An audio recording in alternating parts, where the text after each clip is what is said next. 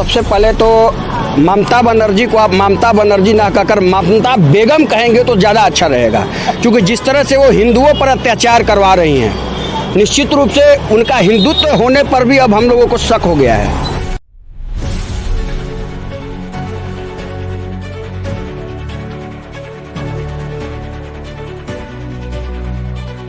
मुख्यमंत्री का मतलब यह नहीं होता है, मुख्यमंत्री अगर किसी राज्य का बनाया जाता है तो उस राज्य के लोगों के सुरक्षा, रक्षा और उसकी मान और सम्मान को बढ़ाने के लिए बनाया जाता है।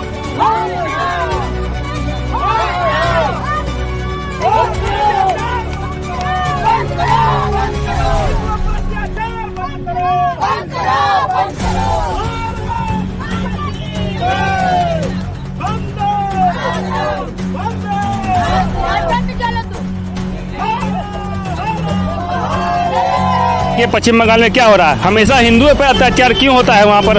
बताइए। पिछले बार भी बीजेपी वहाँ हार गई, उसके बाद सब हिंदुओं को खदेड़ के वहाँ से भगाया गया, घर से भगाया गया। नमस्कार, आप देख रहे हैं न्यूज़ एनी टाइम 24। मैं इनकम टैक्स पहुँच चुकी हूँ और आपको हम बता दें कि पश्चिम बंगाल में हिंदुओं पर हो रहे हिंसा के विरोध में जिस तरह से मुख्यमंत्री जी का पुतला दहन किया जा रहा था, हम आपको बता दें कि आखिर क्यों पुतला दहन कर रहे हैं। सबसे पहले तो ममता बनर्जी को आप ममता बनर्जी ना कहकर ममता बेगम कहेंगे तो ज़्यादा अच्छा रहेगा, क्योंकि जिस तरह से वो हिंदुओं पर अत्याचार करवा रही हैं, निश्चित रूप से उनका हिंदुत्व होने पर भी अब हम लोगों को शक हो गया है। तो इस तरह से उनका जो कृत्य है हिंदू लोगों का, जब से वो सत्ता में आई है पश्चिम बंगाल में, तब से हिंदुओं पर लगातार अत्याचार हो रहा है। और आपको बता दें कि जिस तरह से अभी मुर्शिदाबाद में गांव के गांव खाली करवा दिया गया और पश्चिम बंगाल की सरकार मौन बैठी हुई है। हम तो ऐसे समय में केंद्र सरकार से भी आग्रह करेंगे और महामहिम राष्ट्रपति महोदया से भी आग्रह करेंगे कि अविलंब हिंदुओं के रक्षा के लिए आप पश्चिम बंगाल में राष्ट्रपति शासन लगाए। एक वही विकल्प है जिसके बदौलत हिंदुओं की स्वाभिमान की रक्षा हो सकती है, उनकी धर्म की रक्षा हो जा सकती है, उनकी संस्कार की रक्षा हो सकती है। तो मेरा यही केंद्र सरकार से भी मांग होगा। और जिस हिसाब से पश्चिम बंगाल को लगातार हिंदुओं के साथ अपमानित करने का, हिंदू महिलाओं के साथ जिस तरह से अत्याचार हो रहा है, लगातार उनके घरों में घुस जाया जा रहा है, कोई मतलब कि जिस तरह से अत्याचार का कानून का एकदम पूरी तरह से बंटाघार कर दिया गया है पश्चिम बंगाल में, तो ऐसे में हम सभी लोगों को भी रूह कांपता है। वैसी चीज़ों को देखकर, मीडिया के माध्यम से जो लगातार तस्वीरें आ रही है, उस तस्वीर को देखकर ऐसा खून खौल जा रहा है। लग रहा है कि अगर हम पश्चिम बंगाल में रहे तो शहादत दे दे, लेकिन इस तरह की घटना को देखना पसंद नहीं करेंगे। आज पुतला दहन क्यों किए? बंगाल में जो सनातनियों पर, हिंदुओं पर जो अत्याचार हो रहा है, मारा जा रहा है, काटा जा रहा है, वहाँ महिलाओं पर अत्याचार हो रहा है, वह शक्ति का प्रदेश है। शक्ति के स्थान से अगर शक्ति को मारा जाएगा तो ये बर्दाश्त नहीं किया जाएगा। इसी के खिलाफ में ममता बनर्जी का हम लोगों ने पुतला, ममता बेगम कहिए, उनका पुतला हम लोगों ने दहन किया। मुख्यमंत्री हैं और फिर आप इस तरह से बोल रहे हैं क्या? तो अब एकदम अच्छा लग रहा है, क्यों नहीं अच्छा लगेगा? अब उनका मान सम्मान क्या रह गया है? क्या मान सम्मान रह गया है? क्या मान देंगे तो क्या होगा? क्या अब आदमी को वहाँ सनातनियों को कटवा रही हैं, हिंदू को घर में घुस के मारा जा रहा है, अब इससे ज़्यादा विरोध क्या किया जाए? आग लगाया जा रहा है, आग लगाया जा रहा है, गांव के गांव खाली करवाया जा रहा है, सब लोग भाग रहे हैं वहाँ से। आप लोगों की मांगे क्या है? वहाँ मांग हम लोग का ये है कि सनातनियों को बचाया जाए, रहम किया जाए। हम लोग अल्पसंख्यक थोड़े हैं, हम लोग का देश है, भारत को हम लोग माँ कहते हैं। और उस माँ के साथ अत्याचार होगा तो ये कौन बेटा बर्दाश्त करेगा? जिस भारत माँ के गर्भ में रहने वाले बच्चों के साथ अगर अत्याचार होगा तो कौन बेटा उसको बर्दाश्त करेगा? और एक सवाल आपने किया कि वो पश्चिम बंगाल के मुख्यमंत्री है, तो मुख्यमंत्री का मतलब यह नहीं होता है, मुख्यमंत्री अगर किसी राज्य का बनाया जाता है तो उस राज्य के लोगों के सुरक्षा, रक्षा और उसकी मान और सम्मान को बढ़ाने के लिए बनाया जाता है। ऐसा नहीं होता है कि कहीं भी किसी एक समुदाय के लोगों को आप सहयोग करके दूसरे कम्युनिटी, दूसरे के समाज के लोगों को, हिंदू समाज के लोगों को आप इसके ऊपर इस तरह का आप अत्याचार करवाएंगी और मौन रूप से बैठकर तमाशा देखेंगी। आप कहना क्या चाहते हैं? हिंदू मुस्लिम है तो कहना क्या चाहते हैं? खुलकर बोलिए। देखिए, जिस हिसाब से अभी जो ये अत्याचार हो रहा है, वक्फ बोर्ड कमेटी में जो संशोधन हुआ, उसको गरीब तबके के जो मुसलमान थे उनको बरगलाया जा रहा है। यह जो वक्फ बोर्ड की जो संशोधन बिल आया था लोकसभा में, तो इसमें यह किया गया था कि जो हजारों करोड़ रुपए का जो मौलाना है, जो हजारों करोड़ रुपए का अकुर संपत्ति अर्जित किए हैं इस वक्फ बोर्ड के आड़ में, उन लोगों को इस बात का डर है कि इस जो संशोधन बिल आया है, इस बिल के माध्यम से हमारी जो अकुर संपत्ति है वो सरकार के खजाने में चली जाएगी और उसका लाभ जो है वो गरीब तबके के जो मुसलमान है, पसमंदा मुसलमान है, धोबी मुसलमान है, दर्जी मुसलमान है, वैसे लोगों को प्राप्त होगा। तो ये सब मौलानाएं जो है वो डरे हुए हैं और ये वोट बैंक की राजनीति के लिए वहाँ पर पश्चिम बंगाल में ममता बनर्जी जी आपने अभी बोले कि मतलब जो नीचे मुसलमान है, मतलब जो छोटे मुसलमान है उसके सपोर्ट में भी बोल रहे हैं, हिंदू के भी सपोर्ट में बोल रहे, तो मांगे क्या है आप? मांगे हमारा यही है कि आप लोगों को गुमराह करना बंद करें, हिंदुओं पर हो रहे अत्याचार को आप रोकें, उनका सम्मान करें, ठीक है।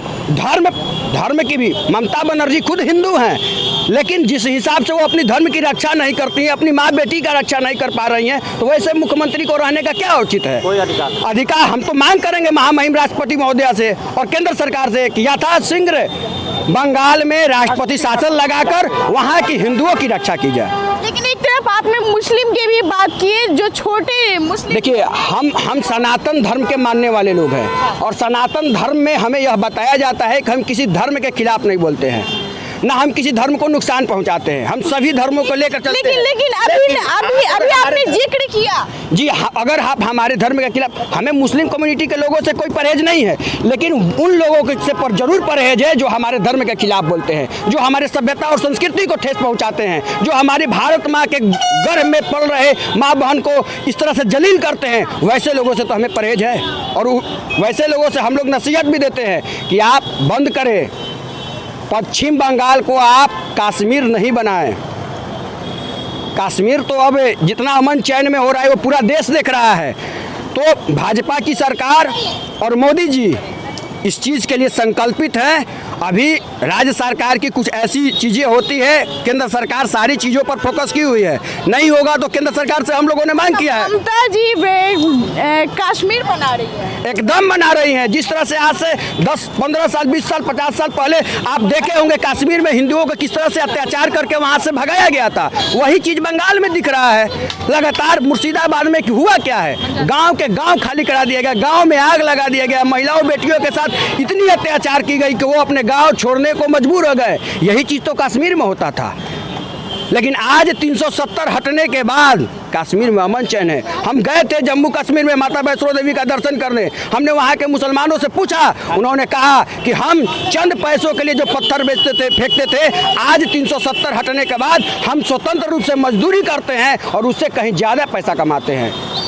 लेकिन आज आपने पुतला दहन किया, बात है यहाँ पे बहुत कम लोग हैं आपके साथ, कहीं नहीं बहुत लोग थे, आप लास्ट में आए हैं। पुतला दहन हम लोग कर लिए थे, उसके बाद आपका पदार्पण हुआ, हमारे लोग चले गए थे, एक मीडिया लास्ट में आई, उनको हम लोग बाइट दे रहे थे, फिर उसके बाद आप आ गए। हमारे साथ सैकड़ों लोग इस कार्यक्रम में उपस्थित थे। हम लोग 5 बजे यहाँ कार्यक्रम का समय दिए थे और हम लोगों ने 5 बजे ही पुतला दहन कर दिया था। तो क्या मांगे पूरी होगी? एकदम होगी, एकदम होगी। हमें मोदी जी पर भरोसा है। जिस तरह से कश्मीर में को उन्होंने स्वतंत्र कश्मीर बनाने का जो स्वप्न देखा था, निश्चित रूप से उन ऐसे चीज़ों पर होने पर तो हम लोग को भी विश्वास जगता है कि एक दिन ऐसा जरूर आएगा जब बंगाल को भी, पश्चिम बंगाल को भी इस तरह से अराजक तत्वों से मुक्ति मिल जाएगी। आज पुतला दहन कर रहे, क्यों कर रहे थे? देखिए, इंडी गठबंधन के लोगों में एक होड़ सी मची हुई है कि हिंदुओं को जितना प्रताड़ित किया अपने राष्ट्र में, अपने राज्य में। देखिए, तमिलनाडु के मुख्यमंत्री साहब, उनके भाई साहब क्या बोलते हैं, हिंदू धर्म क्या है, एक मलेरिया है, खुजली है, ये सब बोलते हैं। और पश्चिम बंगाल में क्या हो रहा है, आप देखिए पिछले 5 सालों का इतिहास देखिए, पश्चिम बंगाल में क्या हो रहा है। हमेशा हिंदुओं पर अत्याचार क्यों होता है वहाँ पर, बताइए।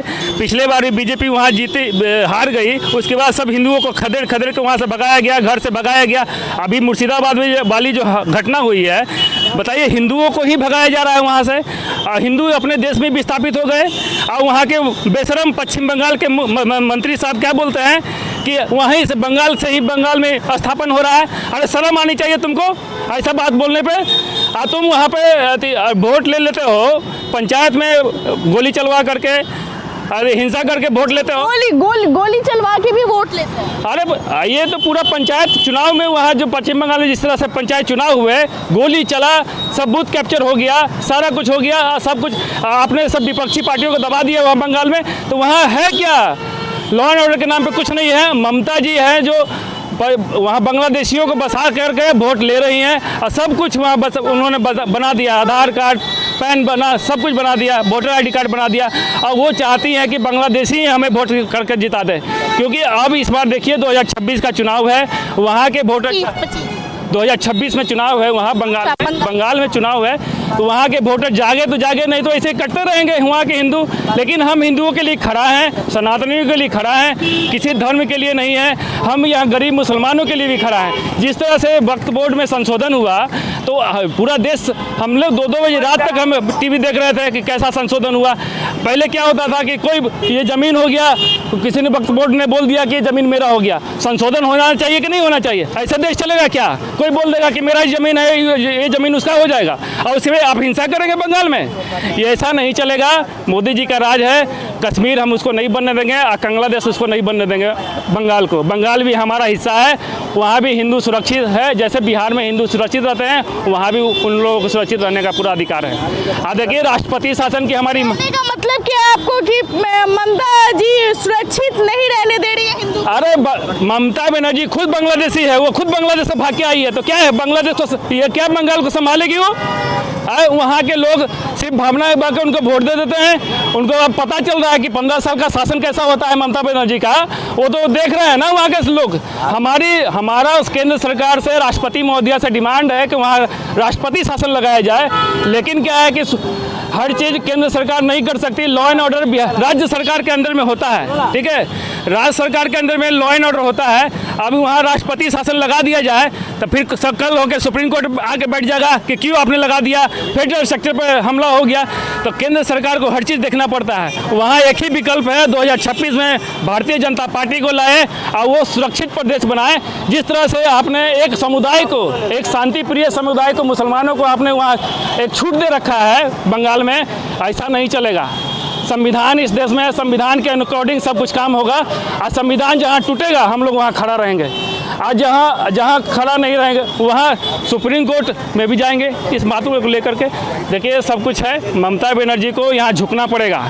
अगर हिंदुओं पर अत्याचार लगातार होते रहेगा तो हम लोग इस पर चुप बैठने वाले नहीं हैं। क्या कीजिएगा इसके आगे अगर वो नहीं मानी तो? देखिए लोकतंत्र है ना, लास्ट में तो आपको फिर जनता के पास ही जाना पड़ेगा। तो जनता के पास ही जाइएगा तो वोट तो आप अत्याचार करते रहेगा, जुल्म करते रहेंगे तो वोट तो आपको लगातार नहीं मिलेगा। आपको तो वहाँ पे विकास महिला समझ के आपको वोट मिला था ना। लोकतंत्र है, यहाँ तो तानाशाह है नहीं। आपको तो 2026 में चुनाव में जाना है तो फिर वहाँ पे आप मिलिएगा हमको। 2026 में जनता तय करेगी ना, तो फिर आप हम जनता को 25 से 26 की बात क्यों करते हैं? अरे चुनाव जब 26 में तो 26 में बात करेंगे ना। हमारी तो डिमांड है कि राष्ट्रपति शासन लगनी चाहिए, ठीक है। आपकी जो मांगे थी उस पर बात करेंगे ना आप? तो मांगे, देखिए मांगे तो हमको तो नहीं लग रहा कि पश्चिम बंगाल सरकार वहाँ मांगे हमारी पूरा कर लेगी। जैसे तुष्टीकरण की राजनीति, आपको मैं एग्जाम्पल एक बताता हूँ। पिछले बार चुनाव हुआ था 2024 में, हार्वर्ड सीट है वहाँ की, उनके भतीजे वहाँ से चुनाव लड़ते हैं। बीजेपी का वहाँ कमल छाप हटा दिया गया था, बताइए ईवीएम से। ये कैसा लोकतंत्र है आपके यहाँ? तो देखिए कोई तरह का लॉ एंड ऑर्डर रह नहीं गया है वहाँ पे पश्चिम बंगाल में। वहाँ एक ही विकल्प है, ममता बनर्जी को जाना पड़ेगा सत्ता से, एक ही विकल्प है। राष्ट्रपति शासन भी वहाँ भी बहुत कुछ नहीं कर पाएंगे, सत्ता से जानी पड़ेगा। हाँ, उनको सत्ता से जाना पड़ेगा। हिंदुओं पर अत्याचार करेंगे तो हिंदू आपको कब तक वोट करेगा? आपका नाम क्या हुआ? सुजीत कुमार। चलिए हमारे साथ जुड़े हुए थे सुजीत कुमार और बोल रहे ममता बनर्जी जी को सत्ता से बाहर जाने पड़ेगा। बाकी आपको कैसा लगा, आप अपना राय कमेंट बॉक्स में ज़रूर दें। धन्यवाद।